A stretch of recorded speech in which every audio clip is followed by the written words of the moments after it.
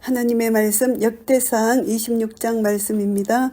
문지기의 반차가 이러하니라. 고라 족속 아삽의 자손 중에 고레의 아들 무셀레마와 성전 예배를 준비하기 위해서 소집한 문지기의 수가 4,000명인데고 볼 수 있는데, 이 문지기들은 앞으로 건축될 예루살렘 성전의 입구와 곳간들을 지키게 하기 위해서 다윗 왕이 소집한 자들이고요.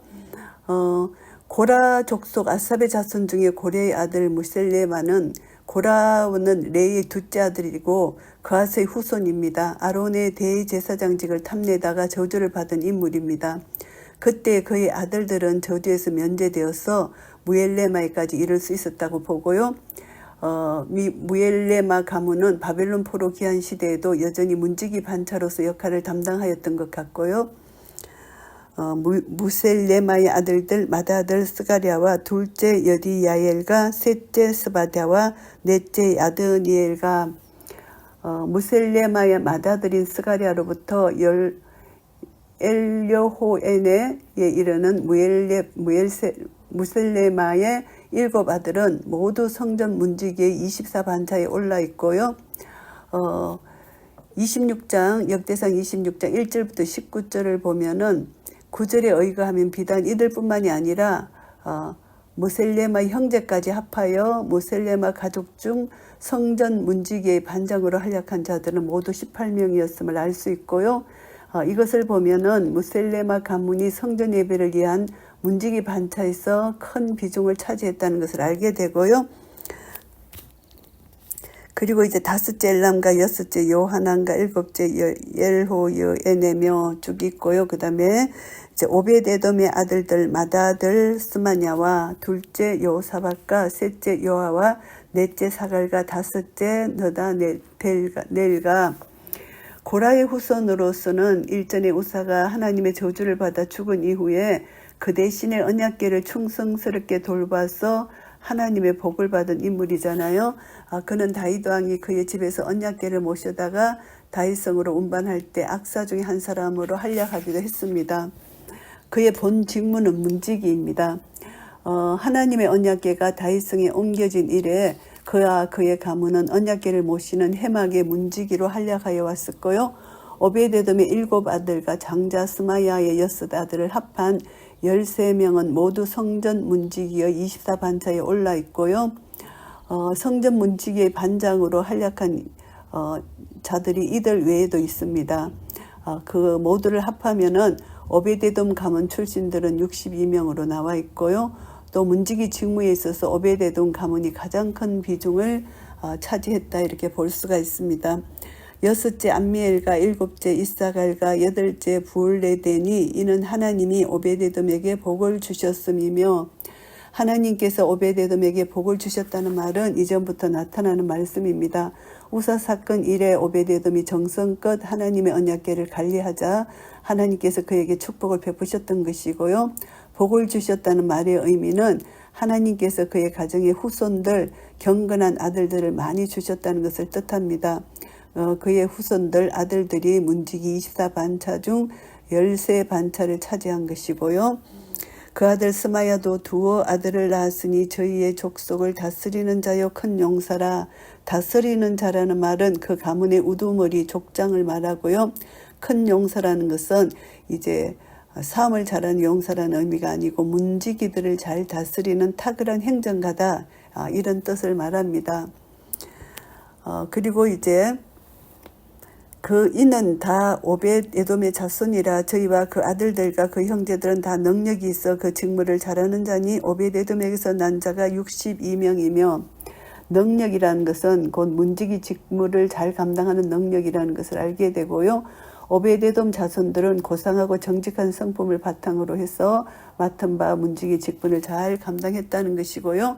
오베데돔에서 난 자가 62명이라고 합니다. 또 무셀레마의 아들과 형제 18인은 능력이 있는 자며, 가족 수를 다시금 기록한 것은 고라 자손의 총수를 밝히기 위함입니다. 오벳에돔이나 무셀레마는 모두 고라의 후손이고요. 오벳에돔 가족의 수를 언급한 이 저자는 다시금 무셀레마의 가족 수를 언급합니다. 고라 가문에 속한 문지기의 총수를 밝힌 것이죠. 오베데돔의 가족수 62명과 무셀레마의 가족수 18명을 합하면 고라 가문의 문지기 총수는 모두 80명이 되고요.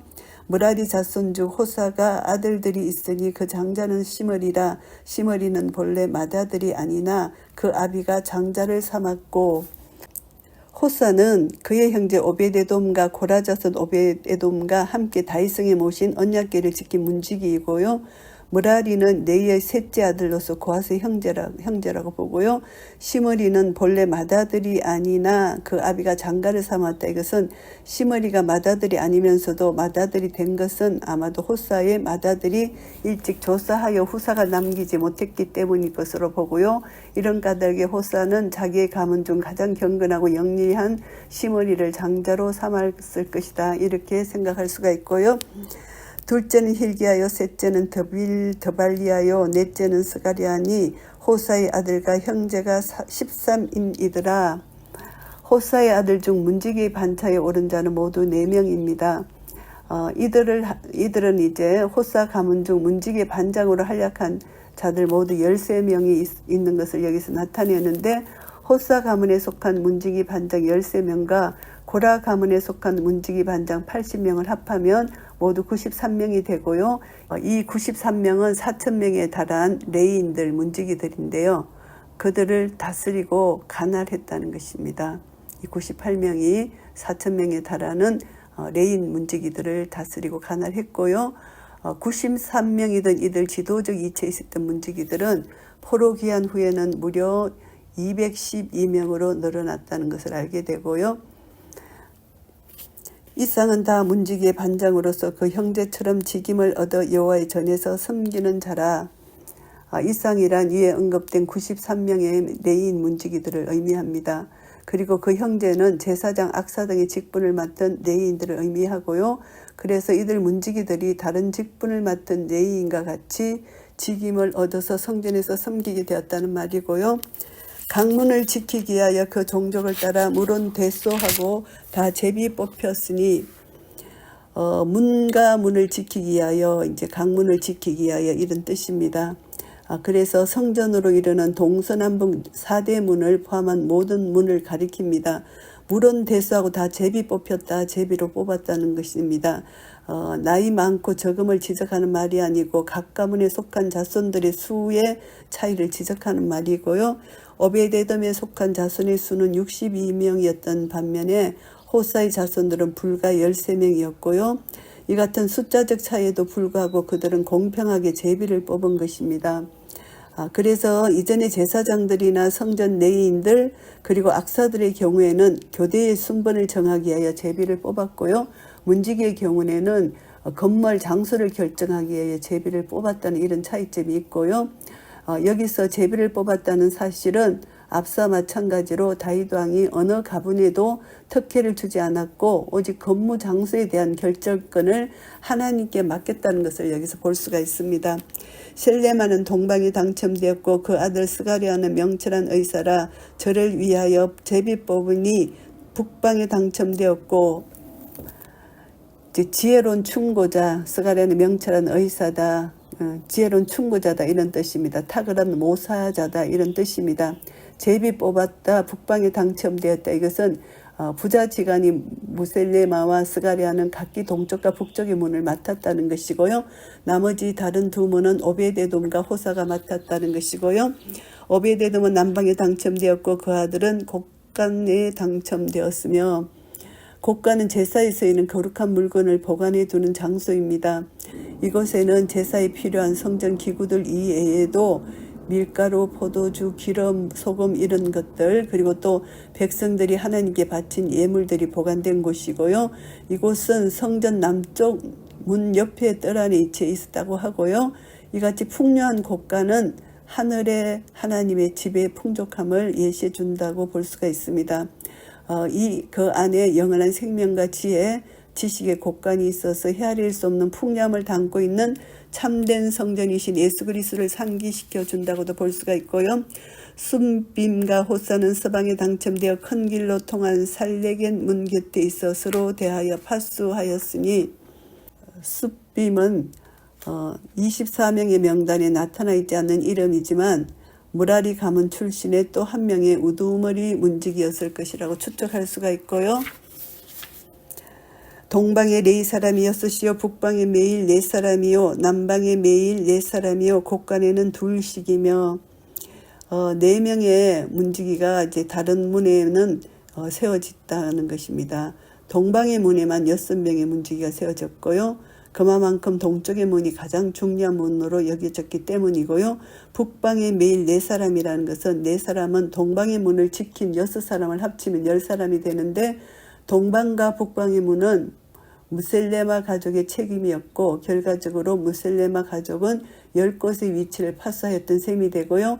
남방에 매일 4사람이요 곳간에는 2씩이라는 이 말씀은 곳간이 복수형으로 되어 있고 2이라는 숫자 역시 2번 기록되어 있습니다. 이로써 곳간이 2곳에 있다는 것을 알게 되고 2명씩 모두 4명이 지켰다는 것을 알게 됩니다. 이렇게 볼 때 오베데돔의 가정 축에는 남방의 4사람을 포함해서 매일 8명의 문지기들이 직무를 수행했다고 알 수가 있고요. 낭실 서편 큰 길의 4사람이요 낭실의 2사람이니 낭실은 셀레겟 문 근처에 있는 작은 방입니다. 성전의 식량과 도구들을 보관하는 방인데요. 이곳에는 2사람이 있었고 서쪽문 또 살레겟 문 곁에 4사람이 있었고 호사 가족 중에서는 매일 6사람이 그 직무를 수행하였던 것이고요. 이러한 숫자들은 각 가족의 문지기들이 24반차 제도에 따라서 그 임무를 수행하였다는 것을 알게 되고요. 무셀레마 가족에서 10명, 오베데돔 가족에서 8명, 호사 가족에서 6명, 모두 24명의 문지기들이 각기 맡은 위치에서 봉사하였던 것이고요. 24명의 문지기들이 매일 봉사할 수는 없었으므로 다른 문지기들과 교대했다는 것이고요. 문지기의 교대는 제사장이나 악사들, 성전 내인들이 교대했던 방식과는 다른 방식으로 이루어졌습니다. 이들은 24교대제로 한 번씩 돌아가면서 임무를 수행했으나 문지기들은 한 번에 24명씩 임무를 수행하였던 것이고요. 그래서 문지기의 24반차의 개념은 다른 성전 봉사자들에게 있어서의 24반차 개념과 크게 다르다는 것을 알 수가 있습니다. 레위 사람 중에 아히야는 하나님의 전 곡간과 성물 곡간을 맡았으며 아히야는 레위인 족장들의 명단에 들어있지 않는 이름입니다. 하나님 전 곡간과 성물 곡간이라는 것은 제물과 제사에 사용되는 거룩한 도구들을 보관해 놓는 창고를 의미하고요. 성물 곡간은 다윗 왕과 그의 신복들이 전쟁 시 획득해서 성전 건축을 위해서 하나님께 드린 전리품들을 보관하는 창고를 가리키는 말씀이고요. 라단의 자손은 그 라단에게 속한 게르손 사람의 자손이니 게르손 사람 라단에게 속한 족장은 여히엘리라. 게르손의 아들 림네 후손이 라단이라고 할 수가 있고요. 여히엘리의 이름 뜻은 여호와께서 살아계신다 이런 뜻이고요. 여히엘렐의 아들 스담과 그 아우 요레일이라고 말합니다. 그들은 여호와의 전 곡간을 맡았다. 그래서 스담과 요엘은 여히엘리의 아들로 언급되지만 23장 8절에 이들이 여히엘리의 형제로 나와 있습니다. 여히엘리를 라단 가문을 대표하는 인물로 볼 경우는 그 같은 차이점은 전혀 문제되지 않고요. 라단 가문을 대표할 수 있는 세력이 있는 인물은 여히엘리라는 인물로서 여히엘리라는 이름이 곧 라단의 가문을 나타냈다고 볼 수가 있고요. 이렇게 볼 때 스담과 요엘이 그의 후손으로 소개된 것은 자연스럽고요. 스담과 요엘이 여히엘리의 지도하에 여호와의 전 곡간을 맡았다는 것을 알게 되고요. 아므람 자손과 이스할 자손과 헤브론 자손과 우시엘 자손 중에 이 네 이름들은 그아스의 네 아들의 이름입니다. 모세의 아들 게르솜의 자손 스부엘은 곡간을 맡았고 스부엘은 성전 내인의 24반차 중 하나를 맡은 가문의 조상입니다. 그 형제 곧 엘리에셀에게서 난 자는 그 아들 르하비아와 그 아들 여사야와 그 아들 요람과 그 아들 시그리와 그 아들 슬로못과 모세의 둘째 아들이 엘리에셀입니다. 그는 이제 모세가 출애굽한 후에 낳은 아들이고요. 이름의 뜻은 나의 도움이 되시는 하나님이시고요. 그 슬로못과 그 형제는 성물의 모든 곡간을 맡았으니 곧 다윗 왕과 족장과 천부장과 백부장의 군대의 모든 장관이 구별하여 드린 성물이라. 슬로못은 엘리에셀의 아들 르하비아의 후손입니다. 성전 내인 중 게르손의 6번째 반차인 슬로못과 또 이스라엘의 후손이자 그앗 족속의 반차인 슬로못과 혼동해서는 안 되고요. 성물의 모든 곡간을 맡았다. 성물의 모든 곡간이라는 것은 다윗 왕과 그의 신하들이 애국가의 전투에서 얻은 보화들을 하나님께 드려 따로 보관해 놓은 장소를 의미하는 것이고요. 저희가 싸울 때에 노력하여 얻은 물건 중에서 구별하여 드려 여호와의 전을 중수하게 한 것이며, 전투 결과에 얻게 된 전리품들, 성전국의 왕이나 전투 지휘관 또 전투에 참여한 군사들에게 배분되었고요. 그러나 이스라엘 군대는 결코 자신의 이름을 내세워 싸우지 않았기 때문에, 여호와의 이름으로 싸웠기 때문에 궁극적으로 승리자는 천부장 백부장도 아니고 왕도 아니고 오직 여호와 하나님이라는 것이죠. 그래서 전리품 모든 것은 여호와의 소유라는 것입니다.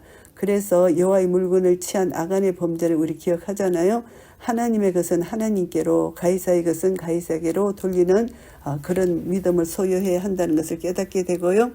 선견자 사무엘과 기스의 아들 사울과 네르의 아들 아브넬과 스루야의 아들 요압이 물론 무엇이든지 구별하여 드린 성물은 다 슬로못과 그 형제의 수하에 있었더라.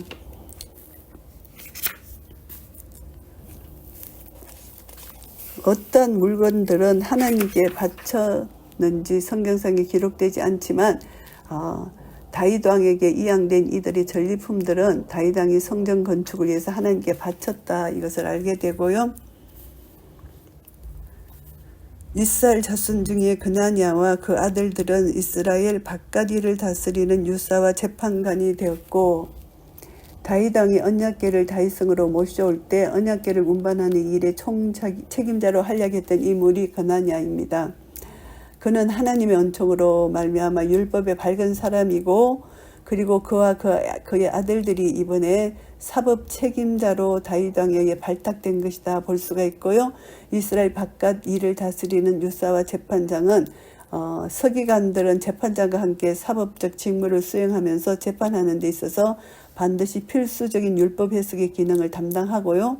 그래서 이제 재판하기에 앞서서 율법을 해석하는 직무는 모세 때부터 이미 설정된 중요한 직무입니다. 재판장은 이들의 율법 해석을 근거로 해서 재판을 하는데요. 이스라엘 바깥 일이라는 것은 성전 내에서 드리는 예배의식 이외에 다른 일을 의미한다고 볼 수가 있습니다. 그래서 이스라엘 바깥 일을 다스리는 유사 재판장이 필요한 것이고요. 헤브론 자손 중에 하사비아와 그 동족 용사 1700이는 요단 서편에서 이스라엘을 주관하여 여호와의 모든 일과 왕을 섬기는 직임을 맡았으며, 여기서 이제 약속의 땅 가나안을 가리킬 때 요단강 건너편 서쪽 땅이라고 이렇게 표현을 잘하잖아요. 그것을 우리가 볼 수가 있고요. 가나안 땅을 의미하는 말입니다. 이스라엘이 주관한다는 것은 이제 이스라엘 백성들에게 어떠한 임무를 행사하기 위해서 왕으로서 권세를 이임받은 자들이라는 이런 것을 알 수가 있고요. 여호와의 모든 일과 왕을 섬기는 직임, 이것은 성전을 위한 성전세와 왕을 위한 세금을 받아들이는 일을 의미하는 것이고, 하나님께 드린 제물을 보관해 두는 성물 곳간에 대해서 이미 언급한 사실과 잘 조화를 이루는 말씀이 되겠고요. 헤브론 자손 중에 여리야가 그 세계와 종족대로 헤브론 자손의 족장이 되었더라. 다윗이 위에 있은 지 40년에 길랏 야셀에서 그 족속 중에 구하여 큰 용사를 얻었으니, 여리야는 헤브론 자손 중에 성전 내인의 20다 반차 중 하나를 차지한 인물이고요. 그리고 이제 다윗이 위에 있은 지 40년이라는 것은 다윗의 통치 마지막 해를 가리킵니다. 다윗은 40년 동안 제위하였는데 7년 6개월간은 유대 지파만을 제위했고, 나머지 33년간은 이스라엘과 유다를 함께 이제 통치하게 되었고요. 길랏 아살에서 그 족속 중에 구하여 큰 용사를 얻었다는 것은 길랏 야셀은 요단 동편 갓 지파에게 할당된 지역입니다. 이곳에는 네인의 성읍이 있었고요. 다윗 왕은 이곳에서 예리야가 족장으로 있는 큰 용사들의 집단을 발견하고 이들을 요단 동편의 감독들로 발탁했던 것이고요. 그 형제 중 2,700명이 다 용사여 족장이라 다윗 왕이 저희로 루벤과 갓과 므낫세 반지파를 주관하여 하나님의 모든 일과 왕의 일을 다스리게 하였더라. 여기서 이제 형제, 이것은 같은 동족을 의미합니다. 여리야가 그늘이 2,700명의 용사는 모두 여리야의 친족들인 셈입니다. 요단 서편 곧 가나안 땅에서 봉사하던 감독들은 1,700명에 불과한 반면에 두 지파 반밖에 살고 있지 않던 요단 동편에는 2,700명의 감독이 있었다는 사실은 상당히 자연스럽지 못한 것으로 보여집니다. 그런데 다윗 왕이 길랏 지역의 중요성에 대해서 그만큼 인식했다는 사실을 이 숫자로 밝혀주고 있다고 설명하고요. 한편으로 이곳에 이방인이 접촉이 많았던 변방 지역이 있기 때문에 이에 대비해서 많은 감독들이 선정되었다고 우리가 추론해 볼 수가 있는 것입니다. 역대상 26장 말씀을 정리하겠습니다. 1절부터 19절까지는 성전 문지기의 직무입니다. 성전 문지기의 24반차를 소개하고 있습니다. 문지기의 24반차를 구성한 자들의 명단과 제비를 뽑아서 담당 구역을 결정하는 것이 나타납니다. 문지기 24반차는 무셀레바의 17명의 아들들과 그핫 자손 오베데돔의 13명의 후손들, 그리고 무라리 자손 호사의 4명의 후손들로 이루어졌고요. 일찍이 법궤를 모셨던 그핫 자손 오베데돔이 하나님으로부터 복을 받아서 문지기 가문 가운데 중심적 역할을 감당했다는 것이고 그의 충성심을 잘 대변해 주는 것입니다. 이것을 보면서 작은 일에 충성한 자가 큰 일을 맡게 된다는 하나님의 진리를 볼 수가 있고요. 성전 문지기들은 이스라엘 내에서 면세 혜택을 받았고 군사적인 의무를 면제받았습니다. 이들의 주요 업무는 부정한 자들의 성전 출입을 금하는 것이고요. 그래서 이제 다윗 왕은 24명의 문지기들의 임지를 제비를 통하여 결정했습니다. 성전에서 봉사를 위해서 다른 임무를 맡은 사람들, 예를 들면 제사장, 성전 내인이나 찬양대의 경우에는 단지 순번을 정하기 위해서 제비를 뽑아 반차를 정하였지만은 문지기들은 이제 그들의 임지를 정하기 위해서 제비를 뽑았고요. 그래서 각 반차의 두목들은 다른 봉사자들과는 달리 영구히 자기의 사역지를 지키는 책임을 져야 했던 것이고요. 성전 문지기들의 임지를 정하는데도 다윗 왕은 오직 하나님의 선하시고 의로우신 결정을 바라는 마음에서 제비 뽑는 방법을 선택했고요. 그는 왕의 건의로 어느 누구를 특별히 편애하고 중요한 자리에 배치하는 것, 이런 행동 일치하지 않았다고 볼 수가 있고요. 다윗 왕은 오직 하나님의 주권적인 결정에 모든 것을 맡겼습니다. 여기서 우리는 하나님의 거룩하신 사역은 오직 하나님의 주권적인 섭리에 온전히 맡겨야 된다는 것을 우리가 깨닫고요. 그래야만 맡은 자가 불평 없이 충성스럽게 감당할 수 있다는 것을 깨닫게 됩니다. 그리고 이제 20절부터 28절까지는 성전 창고 관리입니다. 건축된 성전에서 이제 앞으로 건축될 것이기 때문에 봉사의 직임을 맡은 레위인들의 임무를 소술합니다. 다윗의 세심하고 치밀한 의도를 여기서 나타냅니다. 성전 문지기 직무를 이제 앞장에서 다뤘다면은 이제 뒷장에서는 이제 성전의 창고를 관리하는 사람들의 명단을 기술하고 다윗이 행한 업적 중 가장 세심한 명까지 언급하고 있습니다. 그래서 여기서 보면은 성전 창고 관리를 맡았던 사람들의 명단, 그리고 성전과 관련된 레위인의 직무가 세세한 곳에까지 미쳤다는 사실을 알 수가 있습니다. 창고지기의 직분은 성전 예배와 직접적인 관련이 없다고 보여지지만 그러나 문지기의 직분에서와 마찬가지로 이렇게 생각한 또한 큰 오해라고 볼 수가 있습니다. 왜냐하면 제사에 사용되는 거룩한 도구들을 보관하는 여호와의 전 곳간을 맡은 자들과 하나님께 구별하여 드린 성물을 보관하는 성물 곳간을 맡은 자들을 창고 관리자, 이들의 헌신적인 봉사가 없다면 예배가 제대로 집행될 수 없다는 것입니다. 그래서 이들 모든 자들이 거룩하게 보관된 거룩한 도구로 인해서 제사장들은 하나님께 무리 없이 제사를 드릴 수 있기 때문에 모든 맡은 자들이 다 중요한 사람이다. 그래서 하나님의 부르심에는 어떤 미천한 것이 없다. 그렇게 우리가 알 수가 있습니다. 하나님의 부르심에 모든 것이 귀하다는 것입니다. 그래서 우리는 하나님의 일을 맡은 자는 그 일에 대해서 인간적 척도로 평가해서는 안 되고 그 인간적 척도로 경중을 생각하면 안 되고 오직 충성으로 그것을 감당하는 것, 그것이 중요하다. 지극히 작은 것에 충성된 자가 큰 것에도 충성할 수 있다. 이것을 우리가 깨닫게 됩니다. 그래서 하나님의 부르심에는 무조건 순종하는 것이 하나님께 영광을 돌릴 수 있다는 것이고요. 29절에서 32절까지는 성전 외의 유사와 재판관에 대한 말씀을 기록하고 있습니다. 이제 성전 바깥 일을 주관한 관리들을 소개하고 있는데요. 유사와 재판관의 직무를 수행한 그나냐와 요단 서편 가나안 땅에서 이스라엘을 치리하는 일과 여호와를 섬기는 일을 담당한 하샤바와 요단 동편에서 하나님의 일과 왕의 일을 맡아서 다스린 여리야의 형제들에 관해서 이제 기록하고 있습니다. 그래서 이제 매우 이제 이들은 사법체제, 행정체제 이렇게 언급하는데 사법체제는 지파의 방백들보다 율법을 전문적으로 연구하는 내인들이 사법상의 임무 수행에 가장 적절하다는 것을 알게 되고요. 그래서 이 사법상의 체제와 조직이 훗날 남유다 여호사밧 왕 때에 이르러서 밀도 있는 체제를 갖추게 되었고요.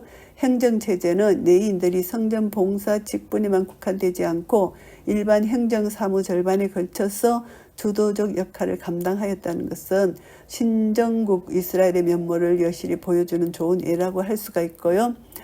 이것을 보면서 이제 이러한 조직은 성전 건축을 위한 세금과 매우 밀접한 것입니다.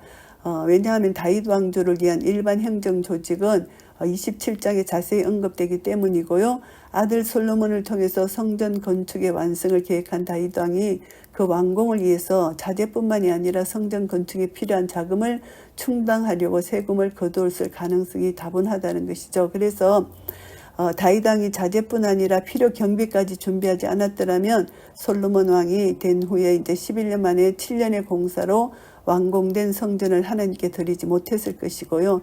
이것을 보면은 모든 면에서 세밀히 준비해온 다윗 왕, 이것이 이제 본문에 간략히 언급된 내인으로 구성된 조직을 통해서 성전 건축 경비를 준비했다는 것을 알게 됩니다. 이것을 통해서 우리는 다윗 왕이 성전 내에서 이루어질 일들뿐만이 아니라 성전 밖에서 수행해야 할 일들에까지도 세심한 신경을 썼다는 사실을 알 수가 있습니다. 다윗 왕은 단순히 성전 건축과 그 단에서 행해질 봉사에만 관심을 가졌던 것이 아니고 그 모든 종교 제도가 무리 없이 지속적으로 시행되는 데까지도 관심을 가지고 마지막까지 최선을 다했던 것이라고 볼 수가 있고요. 이것을 보면서 우리는 어떤 교훈을 삼아야 되나 하면은 하나님의 일꾼들은 다윗 왕과 같이 먼 곳을 내다볼 수 있는 언시안적 눈을 가지고 세시한 부분까지 관심과 배려를 아끼지 말아야 된다는 사실을 우리가 교훈받게 됩니다. 그래서 우리는 신앙의 삶은 결단이 필요하고 능력이 필요하고 하나님의 도움심이 필요하고 또 우리 자신이 하나님께 드리는 헌신이 필요하다는 것을 깨닫게 됩니다. 그래서 이제 역대상 말씀을 통해서 하나님의 일을 맡은 자는 끝까지 충성하는 것이고 하나님의 일을 어느 것을 맡든지 큰 일이든 작은 일이든 끝까지 하나님 말씀에 순종하여 그 일을 잘 감당할 때 그 하나님 나라가 우리를 통해서 확장되고 우리를 통해서 지켜지고 하나님 나라가 우리를 통해서 보존되고 그래서 점점점 하나님이 우리를 향하여 이루시고자 하는 하나님 나라가 이 땅에 세워지고 우리를 통하여 많은 영혼들이 구원함을 얻는 그런 역사를 이룰 것입니다. 우리 한 사람 한 사람이 하나님 나라의 성전 문지기, 창고지기, 유사 각자 받은 언사대로 부름을 받았습니다. 그 각자 주어진 언사를 하나님 나라의 영광을 위하여 아름답게 드릴 때 하나님께서는 우리를 통하여 영광을 받으실 것입니다. 이런 은혜가 우리 모두에게 있으시기를 예수 그리스도 이름으로 축복합니다. 아멘.